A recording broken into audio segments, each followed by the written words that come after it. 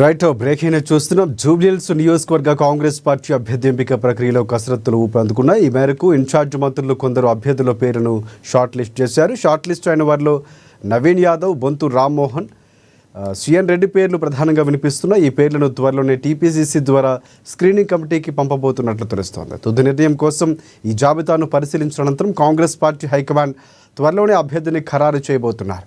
దీనికి సంబంధించి పూర్తి అప్డేట్స్ అందించేందుకు మా ప్రతినిధి భవిత మనకి ఫోన్ లైన్లో సిద్ధంగా ఉన్నారు. అసలు భవిత చెప్పండి, పూర్తి అప్డేట్స్ ఏంటి?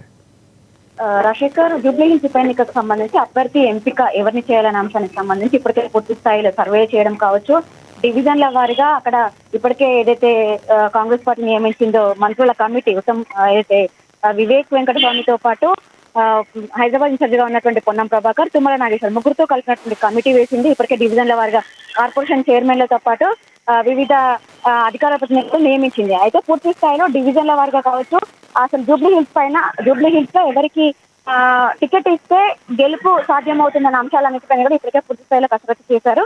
దీనికి సంబంధించి నిన్న ఒక ముగ్గురు పేర్లతో కూడినటువంటి ఒక సిఫారసు పిసిసికి కూడా అందించారు. అయితే ఆ ముగ్గురులో మాత్రం పూర్తి స్థాయిలో ఇప్పటికే నవీన్ యాదవ్ తో పాటు మాజీ మేయర్ గా ఉన్నటువంటి బొంతు రామ్మోహన్ తో పాటు సిఎన్ రెడ్డి, ఇలా ముగ్గురు పేర్లు తుది జాబితాలో ఉన్నట్టుగా తెలుస్తుంది. ఈ లిస్టే పిసిసికి చేరినట్టుగా కూడా మనకున్నట్టు సమాచారం. అయితే ఈ లిస్టులో ఈ రోజు హైకమాండ్ కు పంపనున్నారు.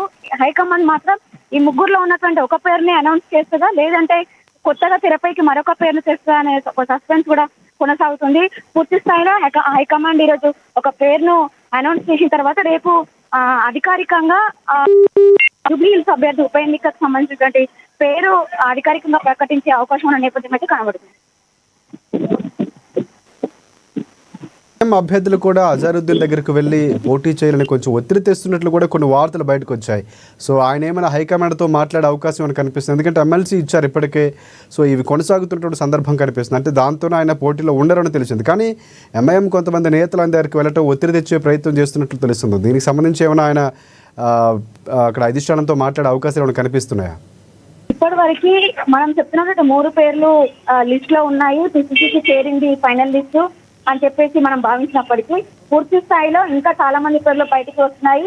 మనం చూసాము, మాజీ ఎంపీ అంజన్ కుమార్ యాదవ్ ఖచ్చితంగా టికెట్ నాకే వస్తుందని చెప్పేసి కూడా కరాఖండిగా చెప్పినటువంటి నేపథ్యం కనబడుతుంది. వారితో పాటు ఎంపీ అంటే మా చేవెల నుంచి ఎంపీగా పోటీ చేసిన రంజిత్ కుమార్ రెడ్డి పేరు కూడా తెరపైకి వస్తుంది.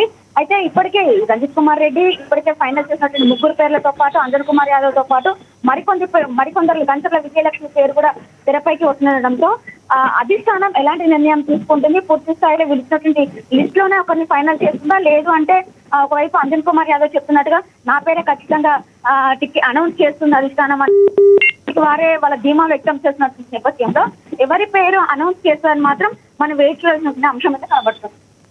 Right, thanks for updates Bhavitha.